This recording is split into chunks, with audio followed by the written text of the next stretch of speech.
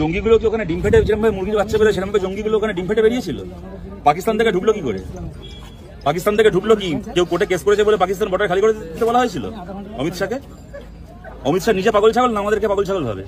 এরা জঙ্গিগুলো ইচ্ছে হলো পাকিস্তান থেকে ঢুকে এলো, ইচ্ছে হলো এখান থেকে ঝামেলা করে পাকিস্তানে চলে গেল। আমাদের পশ্চিমবাংলা নিয়ে বলা হয় এখানে নাকি বাংলাদেশের সীমান্তে নাকি কাঁটাতার দেওয়া নেই বলে পালে পালে বাংলাদেশ থেকে লোক ঢুকছে। তো পাকিস্তানের সাথে ভারতের সীমান্তে কোন ইঞ্চি এক ইঞ্চি একটা সেন্টিমিটার জমি দেখান তো যেখানে কাঁটাতার দেওয়া নেই?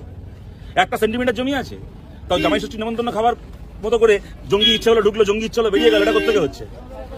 এটাকে নিয়ে আমরা প্রশ্ন করবো না? আর গল্প শোনাচ্ছে আর্মির ডিপ্লয়মেন্ট সুপ্রিম কোর্টে ঠিক করে প্রত্যেক বছর, মানে আমাদের যে বাজেটে যে অ্যালটমেন্ট হয় প্রতিরক্ষা খাতে অ্যালটমেন্টের ব্রেকআপ আমরা জানি না। ঠিক আছে, সরকার বলে এটা, আমি বিজেপিকে একা দোষ দেবো না, এটা কংগ্রেস সরকারের আমলেও ছিল। তারা বলে যে এটা আমাদের হচ্ছে ক্লাসিফাইড ইনফরমেশন, এটা যদি বেশি জানাজানি হয় তাহলে আমাদের শত্রুরা সচেতন হয়ে যাবে, এটাকে আমরা বাইরে জানতে চাই না। বুঝলাম, কিন্তু বছরকে বছর একদিকে তার বরাদ্দ বাড়বে, অপরদিকে আমরা কেউ না